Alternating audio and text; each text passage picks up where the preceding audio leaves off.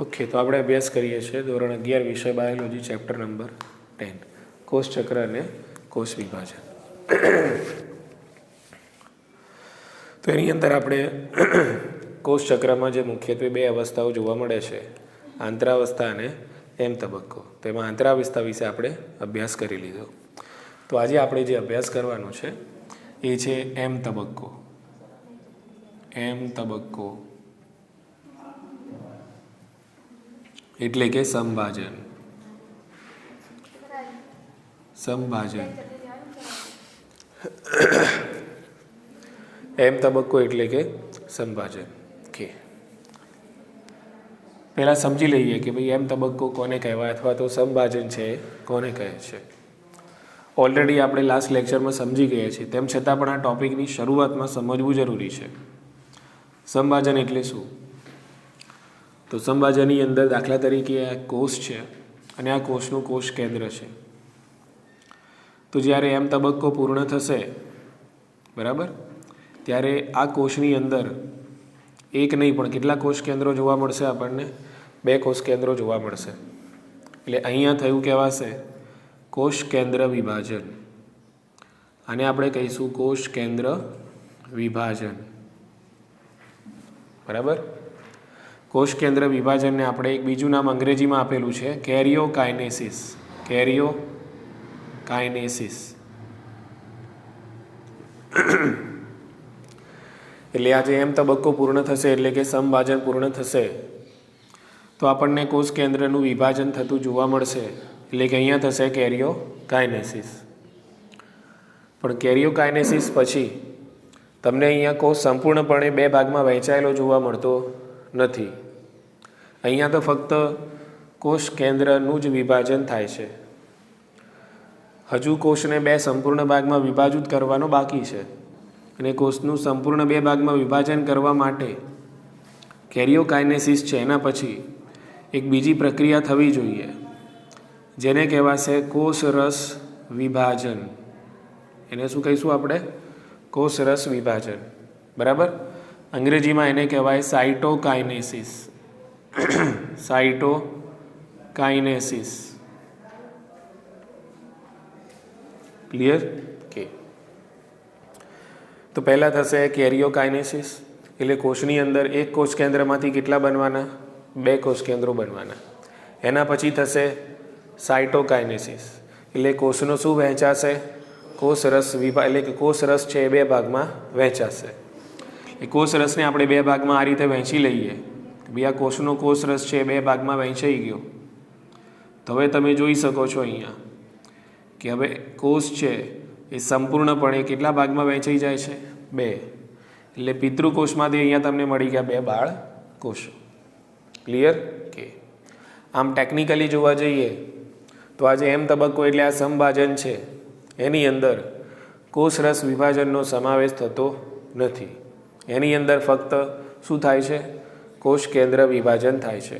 પરંતુ બુકમાં કોષરસ વિભાજનની પ્રક્રિયા જે છે એની અંદર એવું દર્શાવેલું છે કે સંભાજન અહીં પૂર્ણ થતું નથી. કેમ? કારણ કે અહીંયા કોષ કેન્દ્ર વિભાજન એટલે કે કેરિયોકાઇનેસિસ જ થાય છે. કોષ સંપૂર્ણપણે 2 ભાગમાં વિભાજિત થતો નથી. એટલે કોષ ચક્ર પૂરું થયું કહેવાશે નહીં. ક્લિયર? ઓકે. હવે કોષ કેન્દ્રનું વિભાજન કરતી અવસ્થાઓ કેટલી? અથવા તો એમ કહી શકીએ કે ભાઈ આજે એમ તબક્કો છે એટલે કે સંભાજન તબક્કો છે, બરાબર, એની કેટલી અવસ્થાઓ છે? તો આપણે જોઈએ એ પ્રમાણે એની મુખ્યત્વે કેટલી? 4 અવસ્થાઓ છે. ક્લિયર? ઓકે. અને આ 4 અવસ્થાઓ આપણને સમજાવેલી છે સ્ટેપ બાય સ્ટેપ, અલગ અલગ સમજાવેલી છે. પણ એવું નહીં કે અલગ અલગ છે એમ. એટલે કે આ જે સંભાજનની પ્રક્રિયા છે આખી કેવી છે? સળંગ પ્રક્રિયા છે. એટલે એવું નહીં કે ભાઈ એક અવસ્થા પૂરી થાય, દાખલા તરીકે સંભાજનની પૂર્વાવસ્થા પૂરી થાય છે તો એના પછી કોઈ એલાર્મ વાગે, ઘંટડી વાગે, પછી બીજી અવસ્થા શરૂ થાય, એવું કંઈ છે નહીં. કેવી છે? સળંગ પ્રક્રિયા જ છે. પણ એને સમજાવવાના હેતુસર આપણને ખ્યાલ આવે એટલા માટે સંભાજનને અલગ અલગ તબક્કામાં વિભાજિત કરવામાં આવેલી છે. બાકી તો પ્રક્રિયા કેવી છે? આખી સળંગ જ છે. બરાબર? કે એટલે એવું કશું આમ તમને ખ્યાલ આવે નહીં કે ક્યારે કઈ અવસ્થામાંથી કઈ અવસ્થા ચેન્જ થાય છે. ખ્યાલ આવી ગયો? પણ સમજવા માટે અહીંયા તમને સમભાજનને અલગ અલગ અવસ્થાઓમાં તબક્કાઓમાં વહેંચીને આપેલી છે. ક્લિયર ને? કે હવે સમભાજન કોને કહીશું આપણે? તો લાસ્ટ લેક્ચરમાં આપણે સમજ્યા કે ભાઈ સમભાજન એટલે શું. સમભાજન એટલે સરખું ભાજન. દાખલા તરીકે આ પિતૃકોષ છે, તો આ પિતૃકોષના કોષ કેન્દ્રમાં 46 રંગસૂત્રો છે, અને જો આ કોષ સમભાજનની પ્રક્રિયાથી વિભાજિત થાય છે તો પિતૃકોષમાંથી મળતા આ જે બે બાળકોષો છે, આ બંને બાળકોષોમાં રંગસૂત્રોની સંખ્યા અને પ્રકાર જળવાઈ રહે છે. કેટલા જળવાઈ રહેશે? જેટલા પિતૃકોષની અંદર છે. ખ્યાલ આવી ગયો? શું થશે? સમભાજન. તો સમભાજન થશે તો અહીંયા પિતૃકોષ છે, સમજી લો કે આ, તો આની અંદર 46 રંગસૂત્રો છે, તો સમભાજનની પ્રક્રિયાથી બનતા બંને બાળકોષોની અંદર 46 રંગસૂત્રો જળવાઈ રહેશે. રંગસૂત્રોની સંખ્યા પણ જળવાઈ રહેશે અને રંગસૂત્રોનો પ્રકાર પણ જળવાઈ રહેશે. તો જો આ પ્રકારે વિભાજન થાય તો એને કહીશું આપણે સમભાજન. બોલો, ખ્યાલ આવી ગયો? સમભાજન કયા કોષોમાં થાય છે? તો અહીંયા આપણે પહેલાં લાસ્ટ લેક્ચરની અંદર જોયું કે સમભાજન દ્વિકીય કોષોમાં પણ થાય છે અને એકકીય કોષોમાં પણ થાય છે. બરાબર? દ્વિકીય કોષનું સંભાજન થાય તો પરિણામી જે કોષ મળે એ દ્વિકીય મળશે, અને એકકીય કોષનું સંભાજન થાય તો જે બાળકોષો મળશે એ એકકીય મળશે. એટલે જેવા પિતૃકોષો છે એવા ને એવા જ બે શું મળશે? બાળકોષો મળશે. કોઈ ચેન્જ એમાં જોવા મળશે નહીં. બોલો, ખ્યાલ આવી ગયો? ઓકે. હવે આપણે કીધું કે ભાઈ આ સમભાજન એટલે કે સળંગ પ્રક્રિયા છે. સમભાજન એક સળંગ પ્રક્રિયા છે. તેમ છતાં તેને સમજવા માટે તેને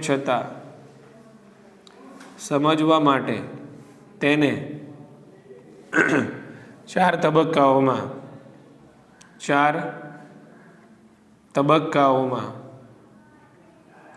વિભાજિત કરેલ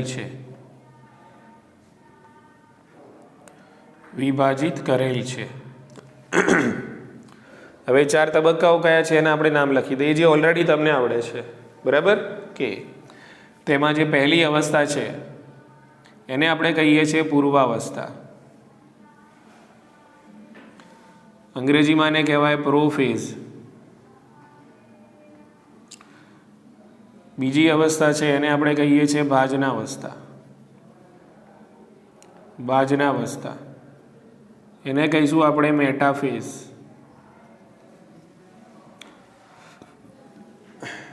ત્રીજી અવસ્થા છે એને આપણે કહીશું ભાજનોત્તરાવસ્થા.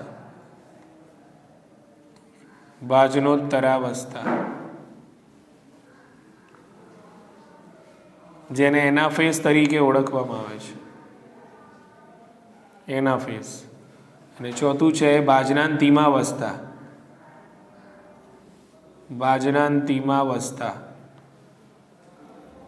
જેને ટીલોફેઝ કહીશું.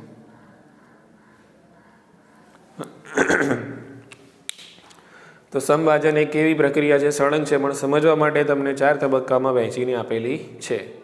હવે આપણે જેટલું પોસિબલ હશે એટલું આ જેટલી પણ પૂર્વાવસ્થા, ભાજનાવસ્થા કે ભાજનોત્તરાવસ્થા કે 4 જે પણ કમ્પ્લીટ થાય એ પ્રમાણે આપણે ધીમે ધીમે સમજણ પડે એ રીતે આગળ વધીશું. બરાબર? કે તેમ છતાં આના તમને અલગ અલગ બીજા નામ પણ આપેલા છે. સમજી લો કે ભાઈ આ ભાજનાવસ્થા છે તો એને એક મધ્યાવસ્થા નામ આપેલું છે. એ જ રીતે ભાજનોત્તરાવસ્થા છે તો એને પશ્વાવસ્થા નામ આપેલું છે. બરાબર? એ જ રીતે ભાજનાંતિમાવસ્થા છે તો એને અંત્યાવસ્થા નામ આપેલું છે. ક્લિયર? કે તો જે અલગ અલગ ઉપનામ આપેલા છે એ પણ આપણે અહીંયા યાદ રાખશું. ચાલો હવે શરૂ કરીએ. પૂર્વાવસ્થા એટલે શું? કે ભાઈ પૂર્વાવસ્થાની અંદર આપણને કયા પ્રકારના ફેરફારો જોવા મળશે? ક્લિયર? કે તો અહીંયા આપણે જોઈએ છે પૂર્વાવસ્થા.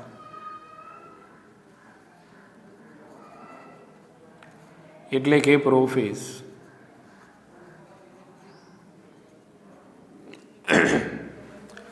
સમજવાનો પ્રયત્ન કરીએ. મારી જોડે આ એક કોષ છે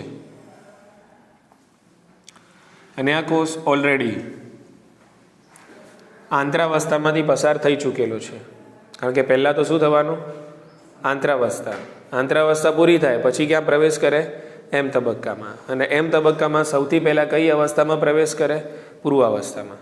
ક્લિયર? કે તો અહીંયા કોષ જ્યારે પૂર્વાવસ્થામાં આંતરાવસ્થા પૂર્ણ કરીને પ્રવેશ કરે છે ત્યારે અહીંયા એના કોષ કેન્દ્રમાં તમે જોઈ શકો છો, અહીંયા આ છે તો બધા રંગસૂત્રો જ, પણ અહીંયા રંગસૂત્રો તમને રંગસૂત્ર સ્વતંત્ર રંગસૂત્ર સ્વરૂપે જોવા મળે છે? અહીંયા ના, અહીંયા છે નહીં. ઓકે, તો આને આપણે કહીએ છીએ રંગસૂત્ર દ્રવ્ય. શું કહીશું આપણે આને? રંગસૂત્ર દ્રવ્ય.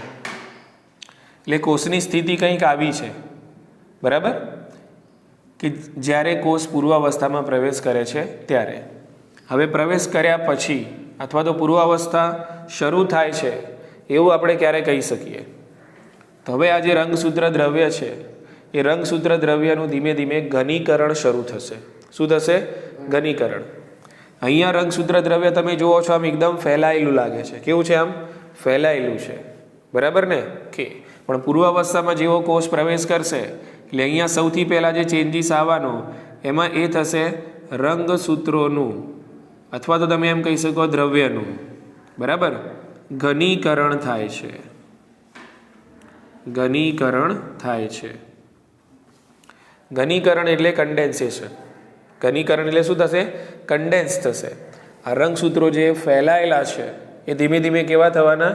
ઘનીકરણ થશે, બરાબર. આ વિસ્તરેલા છે. કેવા છે? આ વિસ્તરેલા છે. એટલા માટે તમને અહીંયા તંતુઓ સ્વરૂપે અને જાળા સ્વરૂપે જોવા મળે છે. તમને અહીંયા રંગસૂત્રો આ સ્વરૂપે દેખાય છે ભાઈ? અહીંયા રંગસૂત્રો આ સ્વરૂપે હજુ દેખાતા નથી. કયા સ્વરૂપે હતા? રંગસૂત્ર દ્રવ્ય સ્વરૂપે. પણ હવે પૂર્વાવસ્થામાં કોષ પ્રવેશ કરે છે એટલે રંગસૂત્રોનું શું થશે? અહીંયા ઘનીકરણ શરૂ થશે. ક્લિયર? કે હવે રંગસૂત્રોનું ઘનીકરણ શરૂ થશે એટલે રંગસૂત્રો તમને અહીંયા કંઈક આવી રીતે દેખાવાના શરૂ થશે, બરાબર, કે જેમાં તમને રંગસૂત્રના મધ્યમાં સેન્ટ્રોમિયર જોવા મળે છે. રંગસૂત્રના મધ્યમાં શું જોવા મળશે? અહીંયા સેન્ટ્રોમિયર. અને સેન્ટ્રોમિયર સાથે જોડાયેલ બે એકલ સૂત્રો જોવા મળશે. બે એકલ સૂત્રો. બોલો, ખ્યાલ આવી ગયો? રંગસૂત્રોનું પહેલાં થશે ઘનીકરણ. ઘનીકરણ થશે એટલે આ બધું જે ફેલાયેલું છે ને આમ બધું ભેગું થશે, ઘટ્ટ થશે. શું થશે? ઘટ્ટ થશે. ક્લિયર? કે અને એટલે રંગસૂત્રો તમને અહીંયા સ્વતંત્ર સ્વરૂપે દેખાવાનું શરૂ થશે કે જેમાં રંગસૂત્રના મધ્યમાં જોવા મળશે સેન્ટ્રોમિયર અને સેન્ટ્રોમિયરની સાથે જોડાયેલા હશે બે એકલ સૂત્રો. ક્લિયર? ઓકે. એટલે અહીંયા રંગસૂત્ર દ્રવ્ય છે ધીમે ધીમે સ્વતંત્ર રંગસૂત્રોમાં રૂપાંતરિત થવાનું શરૂ થશે. ક્લિયર? કે અને આખી પૂર્વાવસ્થા દરમિયાન રંગસૂત્રોનું ઘનીકરણ છે થતું રહેશે. જ્યાં સુધી પૂર્વાવસ્થા ચાલશે ત્યાં સુધી રંગસૂત્રોનું ઘનીકરણ શું છે? થતું રહેશે. એટલે હજુ વધારે ને વધારે રંગસૂત્રો તમને આ સ્વરૂપના દેખાવાનું શરૂ, મતલબ આ સ્વરૂપે વધારે ને વધારે ક્લિયર દેખાવાનું તમને શરૂ થશે. પહેલાં આ રીતે દેખાતું હતું પિક્ચર. એટલે અહીંયા ઘનીકરણ થયું એટલે ધીમે ધીમે કયું સ્વરૂપ આવે છે? રંગસૂત્રોનું આવું સ્વરૂપ તમને દેખાવાનું શરૂ થાય છે. ક્લિયર ને? સમજાય છે કે નહીં? એમ કહો હા કે ના? ખબર પડે છે? ઓકે. આને ઘનીકરણ કહેવાય. તમે ફેલાવી દો, આને ફેલાવી દો, બરાબર, તો આવું સ્વરૂપ થઈ જાય ને. આને ફેલાવી દો તો આવું સ્વરૂપ થઈ જાય. બોલો, ખ્યાલ આવી ગયો? અને આનું ઘનીકરણ કરો તો આવું સ્વરૂપ આવે. એટલે અહીંયા રંગસૂત્રો જે ફેલાયેલા હતા, જે દ્રવ્ય સ્વરૂપે હતા, એનું શું થયું? ઘનીકરણ થયું. ને ઘનીકરણ થાય છે એટલે તમને રંગસૂત્રોમાં મધ્યમાં શું જોવા મળે છે? સેન્ટ્રોમિયર અને એની સાથે જોડાયેલ બે એકલ સૂત્રો જોવા મળે છે. ઉતરી ગઈ મગજમાં વાત? ઓકે, ચલો. પૂર્વાવસ્થામાં બીજો ફેરફાર શું થાય છે ધ્યાન રાખો. તો બીજો ફેરફાર જે છે એમાં તારા કેન્દ્ર વિશે તમારે વાત કરવાની છે, બરાબર? કે તો તારા કેન્દ્રો બેવડાય છે એવું તો આપણે અહીંયા ના કહી શકીએ, કારણ કે તારા કેન્દ્રો તો ઓલરેડી બેવડાઈ ગયા છે. કઈ અવસ્થામાં?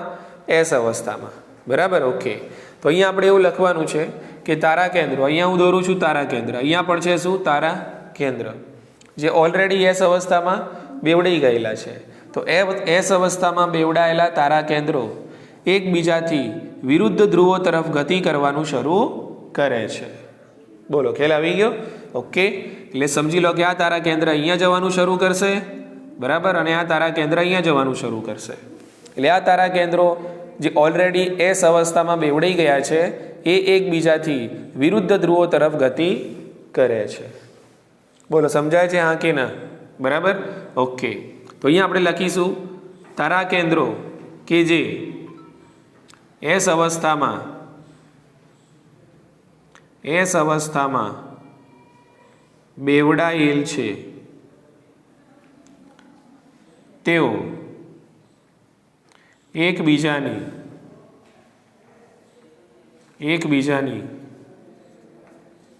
વિરુદ્ધ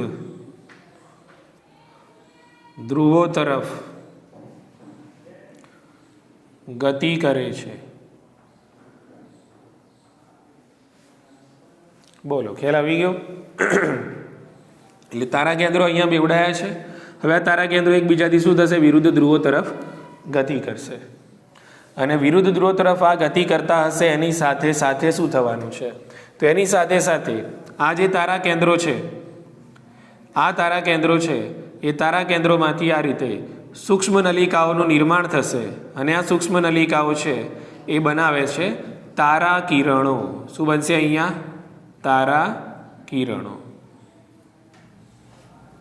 બરાબર. તો આ જે તારા કિરણો છે એને અંગ્રેજીમાં કહીશું આપણે astral rays. Astral rays. Rays એટલે કિરણો, એસ્ટ્રલ એટલે કે તારાઓ. એસ્ટ્રોલોજી એટલે તારાઓનું, બરાબર, જે ભવિષ્ય જોવે છે, બરાબર, જે લોકો જ્યોતિષી, તો એને એસ્ટ્રોલોજી કહેવાય. એટલે એસ્ટ્રલ એટલે શું કહીશું આપણે? તારા. ક્લિયર ને? કે તો અહીંયા મુદ્દો શું છે ધ્યાન રાખો. તો તારા કેન્દ્ર શું થાય છે? એકબીજાથી વિરુદ્ધ ધ્રુવો તરફ ગતિ કરે છે. અને ગતિ કરતા હશે એની સાથે સાથે તારા કેન્દ્રમાંથી શાનું નિર્માણ થાય છે? સૂક્ષ્મ નલિકાઓનું નિર્માણ થાય છે. અને આ સૂક્ષ્મ નલિકાઓ તારા કિરણોનું નિર્માણ કરે છે. ક્લિયર? કે તો મુદ્દો અહીંયા લખીશું આપણે કે ભાઈ તારા કેન્દ્રોમાંથી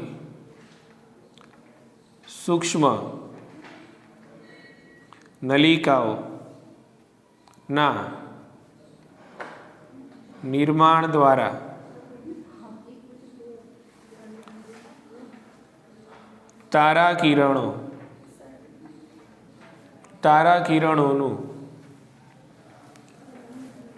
તારા કિરણોનું નિર્માણ થાય છે.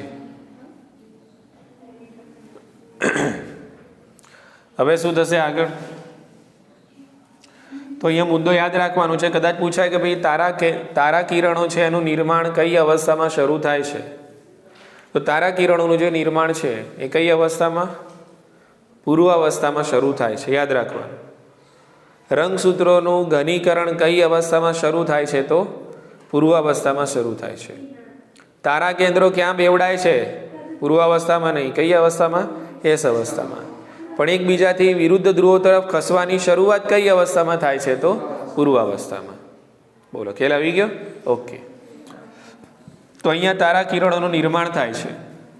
હવે અહીંયા બે તારા કિરણો ભેગા થશે. બે તારા કિરણો ધ્રુવીય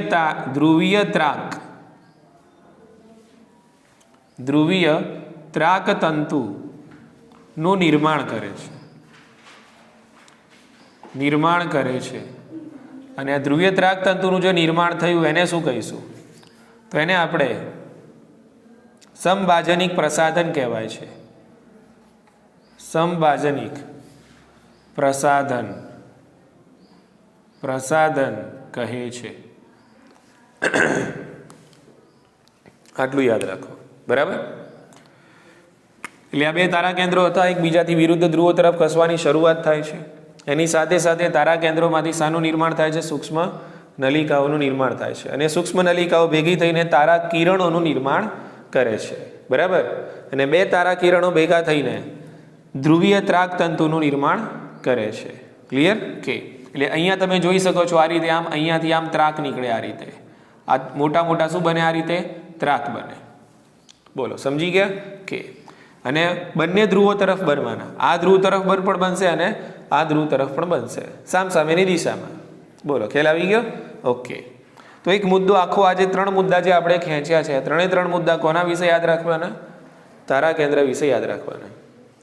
તારા કેન્દ્ર જે બેવડાયા છે એ એકબીજાની વિરુદ્ધ ધ્રુવો તરફ ખસવાની શરૂઆત થાય છે. સૂક્ષ્મ નલિકાઓના નિર્માણ દ્વારા તારા કેન્દ્રમાંથી તારા કિરણોનું નિર્માણ થાય છે અને 2 તારા કિરણો છે એકબીજા સાથે જોડાઈને ધ્રુવીય ત્રાક તંતુનું નિર્માણ કરે છે, જેને સમભાજનિક પ્રસાધન તરીકે ઓળખવામાં આવે છે. બોલો, ખ્યાલ આવી ગયો? ચાલો, હવે શું થશે અહીંયા?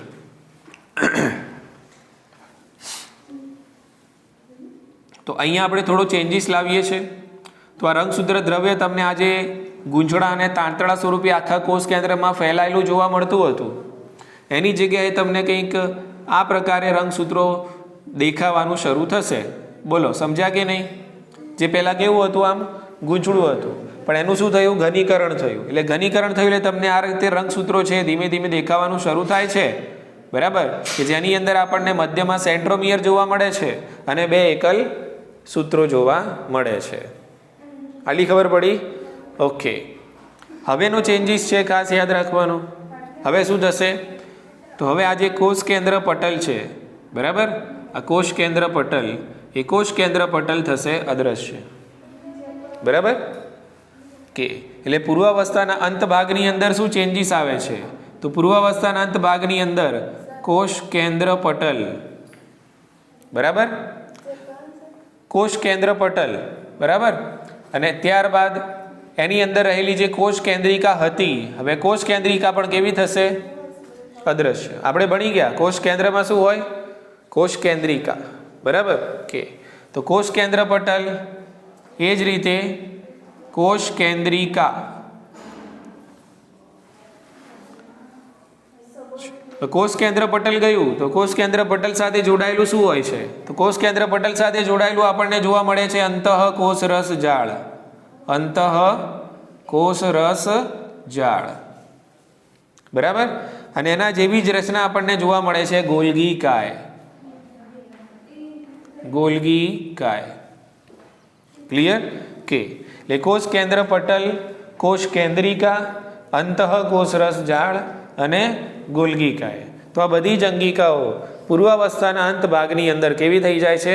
અદ્રશ્ય થઈ જાય છે. ક્લિયર? કે અંગિકાઓ અદ્રશ્ય થાય છે, અદ્રશ્ય થાય છે. હવે તમે જોઈ શકો છો અહીંયા કે આ કોષ કેન્દ્ર પટલ શું થઈ ગયું? અદ્રશ્ય થઈ ગયું, બરાબર? એનો મતલબ એમ કે હવે કોષ કેન્દ્રનું અસ્તિત્વ અહીંયા દેખાતું નથી. એટલે પહેલા જે રંગસૂત્રો કોષ કેન્દ્રમાં પેક હતા એવા પેક રહેશે નહીં. એટલે રંગસૂત્રો હવે આ કોષ રસમાં ફેલાઈ જશે. બોલો, સમજાયું કે નહીં? પહેલા પેક હતા ને આમ, બરાબર? હવે કોષ કેન્દ્ર પટલ છે નહીં, એટલે હવે શું થશે? આ રંગસૂત્રો કોષ રસમાં ફેલાઈ જશે. બોલો, ક્લિયર? ઓકે. એટલે અહીંયા આપણે લખીશું રંગસૂત્રો કોષના કોષ રસમાં ફેલાય છે. તો આટલું તમારે યાદ રાખવાનું છે. શાની અંદર? પૂર્વાવસ્થામાં. બોલો, મગજમાં બેસી ગયું? કયા પ્રકારના ચેન્જીસ થાય છે? પહેલો મુદ્દો પકડવાનો રંગસૂત્રો વિશે, બરાબર? એટલે કે રંગસૂત્રોનું ઘનીકરણ શરૂ થાય, એટલે કે રંગસૂત્ર દ્રવ્યનું પણ કહી શકો છો કે રંગસૂત્ર દ્રવ્યનું ઘનીકરણ શરૂ થાય છે. એ પૂર્વાવસ્થાની શરૂઆતની નિશાની છે. એટલે તમને ખબર પડે કે પૂર્વાવસ્થા શરૂ થઈ. ક્લિયર? ઘનીકરણ થશે એટલે રંગસૂત્રો તમને સ્પષ્ટ દેખાવાના શરૂ થશે, જેમાં તમને મધ્યમાં એક સેન્ટ્રોમિયર અને 2 એકલ સૂત્રો જોવા મળશે. પછી કોનો મુદ્દો ઉઠાવવાનો? તારા કેન્દ્રનો, બરાબર? કે તારા કેન્દ્રો જે એસ અવસ્થામાં બેવડાઈ ગયા છે એ હવે એકબીજાથી વિરુદ્ધ ધ્રુવો તરફ ખસવાની શરૂઆત થશે. તારા કેન્દ્રો વિરુદ્ધ ધ્રુવો તરફ ગતિ કરે છે. બીજું, તારા કેન્દ્રોમાંથી સૂક્ષ્મ નલિકાઓનું નિર્માણ થશે અને સૂક્ષ્મ નલિકાઓ છે તારા કિરણોનું નિર્માણ કરે છે. બે તારા કિરણો જોડાઈને ધ્રુવીય ત્રાક તંતુઓનું નિર્માણ કરે છે, જેને સમભાજનિક પ્રસાધન કહે છે. અને છેલ્લે જે અંગિકાઓ છે એને આપણે અદ્રશ્ય કરવાની. તો કઈ કઈ અંગિકાઓ અદ્રશ્ય થાય છે એ પણ ખાસ યાદ રાખવાનું. એટલે એક તો કોષ કેન્દ્ર પટલ, બીજું કોષ કેન્દ્રિકા, ત્રીજું અંતઃ કોષ રસજાળ અને ચોથું ગોલ્ગિકાય. તો આટલી અંગિકાઓ છે શું થાય છે? અદ્રશ્ય થાય છે. ક્લિયર ને? એટલે કોષ કેન્દ્ર પટલને આજે કોષ કેન્દ્રિકાનું આજે અદ્રશ્ય થવું છે એ પૂર્વાવસ્થાના અંતની નિશાની છે અને ભાજનાવસ્થાની શરૂઆત થાય છે. એટલે પૂર્વાવસ્થા કેવી થઈ? અહીંયા પૂરી થઈ. ક્લિયર? અને હવે શું શરૂ થશે? ભાજનાવસ્થા શરૂ થશે. તો ભાજનાવસ્થાને આપણે અહીંયા ફટાફટ સમજી લઈએ. ક્લિયર? ચલો ધ્યાન રાખો, એકદમ સરળ છે. બરાબર? તો અહીંયા આપણે લખીએ છીએ ભાજનાવસ્થા. ઓકે.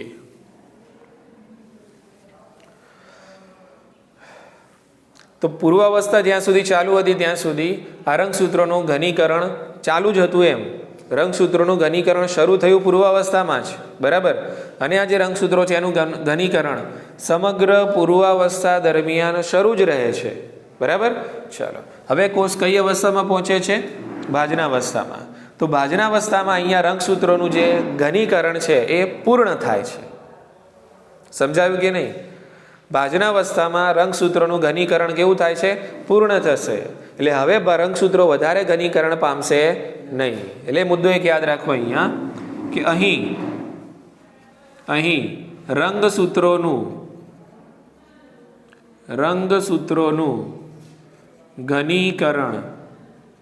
ઘનીકરણ પૂર્ણ થાય છે. બોલો, ખ્યાલ આવી ગયો કે? એટલે હવે અહીંયા રંગસૂત્રો ભાજનાવસ્થાની અંદર પણ હવે ઘનીકરણ પામવાનું તમને દેખાતા નથી. એટલે રંગસૂત્રોનું ઘનીકરણ અહીંયા પૂર્ણ થઈ ગયું. પૂર્ણ થઈ ગયું એટલે શું દેખાશે? જુઓ, પૂર્ણ થઈ ગયું એટલે તમને અહીંયા સમજી લો કે આ કોષ છે આપણો, કે જે કઈ અવસ્થામાં પ્રવેશ્યો? ભાજનાવસ્થામાં પ્રવેશ્યો. બરાબર? ઓલરેડી અહીંયા તારા કેન્દ્રો છે, અહીંયા આવી ગયા છે, સામસામેના ધ્રુવો તરફ આવી ગયા છે. બરાબર? ઓકે. ને અહીંયાથી નીકળેલા છે દ્વિધ્રુવીય ત્રાક. શું નીકળેલા છે? આ રીતે દ્વિધ્રુવીય ત્રાક આ રીતે નીકળેલા છે. આમ બોલો, ખ્યાલ આવી ગયો કે રંગસૂત્રો છે કોષરસમાં ફેલાઈ ગયેલા છે. રંગસૂત્રો કેવા છે? કોષરસમાં ફેલાઈ ગયેલા છે. કે તો આપણે રંગસૂત્રોને આમ કોષરસમાં ફેલાયેલા આપણે બતાવી દઈએ. અને અહીંયા હવે આ જે રંગસૂત્રો છે એકદમ તમને ક્લિયર અને ક્રિસ્પ દેખાશે. કઈ અવસ્થામાં? ભાજનાવસ્થામાં. કારણ કે જેટલું રંગસૂત્રોનું ઘનીકરણ થવાનું છે એટલું રંગસૂત્રોનું ઘનીકરણ થઈ ગયું. અને અહીંયા ઘનીકરણ કેવું થઈ ગયું? પૂર્ણ થઈ ગયું. હવે વધારે ઘનીકૃત તમારા રંગસૂત્રો થતા નથી. ક્લિયર કે? એટલે અહીંયા તમને સ્પષ્ટપણે એકદમ સચોટ રીતે, બરાબર, બહુ જ સારામાં સારી ક્લેરિટી સાથે રંગસૂત્રો તમને અહીંયા જોવા મળે છે. જેમાં તમને જોવા મળશે અહીંયા વચમાં સેન્ટરમાં એ જોવા મળશે તમને સેન્ટ્રોમિયર. અને આ સેન્ટ્રોમિયર છે, અને આ જે સેન્ટ્રોમિયર છે એ સેન્ટ્રોમિયરની સાથે જોડાયેલ તમને જોવા મળશે બે એકલ સૂત્રો.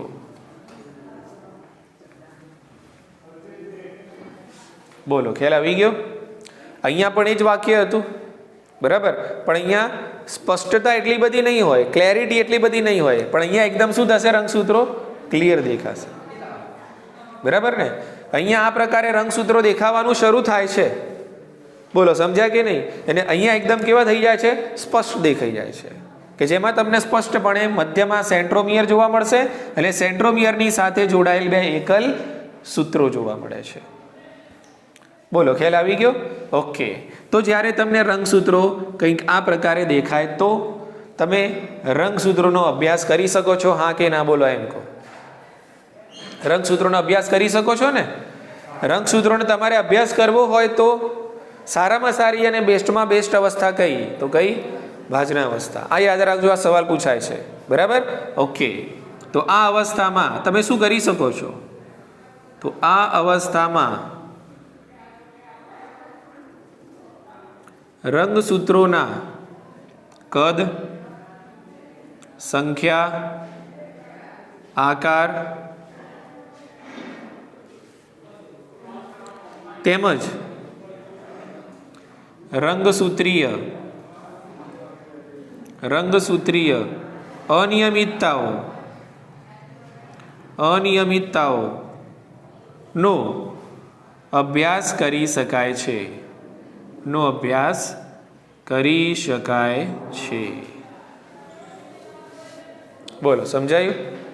એટલે તમને એવું થાય કે ભાઈ મારે રંગસૂત્રોનો અભ્યાસ કરવો છે, મારે કોઈ કોષના રંગસૂત્રોનો અભ્યાસ કરવો છે, મારે રંગસૂત્રોની સંખ્યા, કદ અને આકારની માહિતી મેળવવી છે, રંગસૂત્રો એની અંદર કોઈ ખામીયુક્ત છે કે નહીં, કોઈ વધારાનું આવી ગયું છે કે પછી કોઈ ઓછું છે રંગસૂત્ર, આવું બધો તમારે અભ્યાસ કરવો હોય તો ફક્ત આ એક જ અવસ્થા છે કે જેમાં તમે રંગસૂત્રોનો અભ્યાસ કરી શકો છો. બરાબર? એ કઈ અવસ્થા? ભાજન અવસ્થા. બોલો ખ્યાલ આવી ગયો? તો જ્યારે તમારે રંગસૂત્રોનો અભ્યાસ કરવો હોય તો કોષને તમારે આ ભાજનાવસ્થા જે છે, ભાજનાવસ્થાની અંદર જકડી લેવું પડે. ભાજનાવસ્થાથી કોષને આગળ વધારાય નહીં. ખ્યાલ આવી ગયો ને? ભાજનાવસ્થામાંથી કોષ ભાજનોત્તર અવસ્થામાં જવો જોઈએ નહીં. જો ભાજનોત્તર અવસ્થામાં જતો રહ્યો તો પછી તમને રંગસૂત્રો છે એનો તમે અભ્યાસ કરી શકશો નહીં. એટલે રંગસૂત્રોનો કોઈ પણ પ્રકારનો અભ્યાસ કરવો હોય, એની સંખ્યા ગણવી હોય, એનું કદ છે, એનો આકાર છે, બરાબર, એનો આખો તમારે ચાર્ટ બનાવવો છે, રંગસૂત્રોની તમારે અનિયમિતતા તપાસવી છે, આ બધું જ કરી શકો છો ફક્ત એક જ અવસ્થામાં. કઈ? ભાજન અવસ્થામાં. બોલો ખ્યાલ આવી ગયો? કે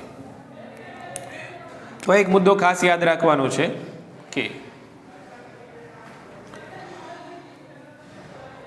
ચાલો હવે સમજીએ આપણે કે તમે જોયું કે આ રંગસૂત્રો તો આ કોષરસમાં કેવા થાય?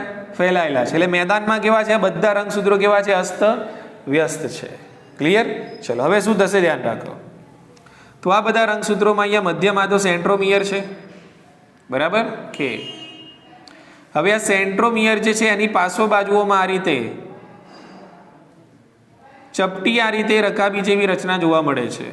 અને આ જે રચના છે એને કહેવાય કાઇનેટોકોર્સ. એનો શું કહેવાશે? કાઇનેટોકોર્સ. ક્લિયર? સેન્ટ્રોમિયર અલગ વસ્તુ છે અને કાઇનેટોકોર અલગ વસ્તુ છે. ક્લિયર? હવે આ જે એક રંગસૂત્ર છે અહીંયા હું દર્શાવું છું સમજવા માટે. આ રંગસૂત્ર મેં અહીંયા દર્શાવ્યું. તો અહીંયા મધ્યમાં સેન્ટ્રોમિયર છે અને સેન્ટ્રોમિયર સાથે જોડાયેલી આ ચપટી રકાબી જેવી આ જે રચના છે આને આપણે કહીએ છીએ કાઇનેટોકોર્સ. બોલો સમજાયું? ઓકે. ચલો અહીંયા એક તારા કેન્દ્ર છે, અહીંયા એક તારા કેન્દ્ર છે.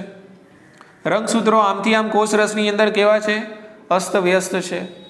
એટલે હવે તારા કેન્દ્રમાંથી નીકળેલા આ જે દ્વિધ્રુવીય ત્રાક છે એ દ્વિધ્રુવીય ત્રાક છે એ સેન્ટ્રોમિયર સાથે નહીં પણ કાઇનેટોકોર સાથે જોડાય છે. કોની સાથે જોડાશે? કાઇનેટોકોર સાથે જોડાશે. બરાબર ને? ઓકે. એટલે દાખલા તરીકે અહીંયાથી એક દોરડું આવે છે ને અહીંયા જોડાઈ જાય છે, અહીંયાથી એક દોરડું આવે છે, અહીંયા જોડાઈ જાય છે. બંને ધ્રુવો તરફથી ત્રાક આવે છે તો એને કહેવાય દ્વિધ્રુવીય ત્રાક. શું કહેવાય એને? બરાબર. અને આ દ્વિધ્રુવીય ત્રાક શામાંથી નીકળ્યા છે? તારા કેન્દ્રમાંથી. બરાબર? યાદ રાખવાનું કે ભાઈ દ્વિધ્રુવીય ત્રાકનું નિર્માણ તારા કેન્દ્રમાંથી થાય છે. ખ્યાલ આવી ગયો? ઓકે. તો તારા કેન્દ્રમાંથી આ નીકળેલા દ્વિધ્રુવીય ત્રાક છે એ રંગસૂત્રના કાઇનેટોકોર્સ સાથે જોડાય છે, સેન્ટ્રોમિયર સાથે જોડાતા નથી. આ ખાસ યાદ રાખજો. બરાબર કે અહીંયા આપણે મુદ્દો લખીએ છીએ કે તારા કેન્દ્રમાંથી નીકળેલા દ્વિધ્રુવીય ત્રાક સેન્ટ્રોમિયરની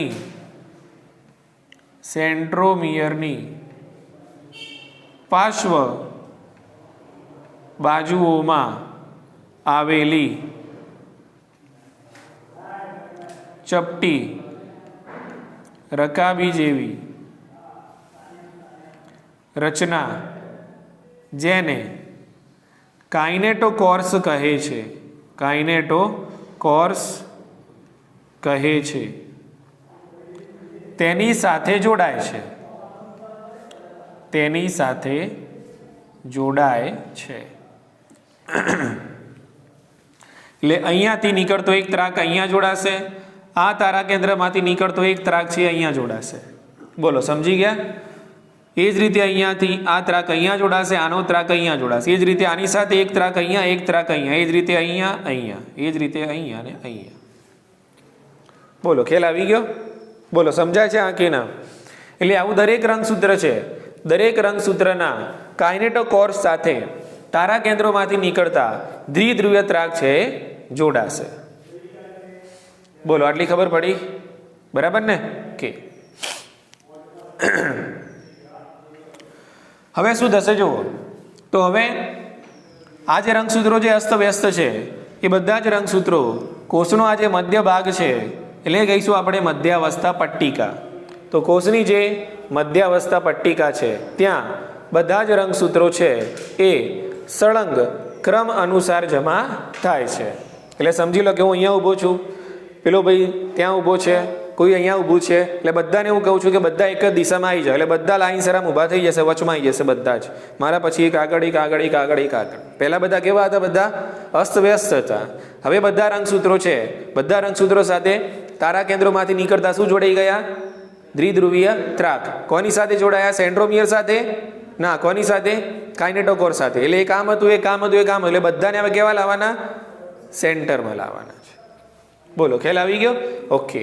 એટલે એના વડે હવે તમને કંઈક ચિત્ર આ પ્રમાણે જોવા મળશે.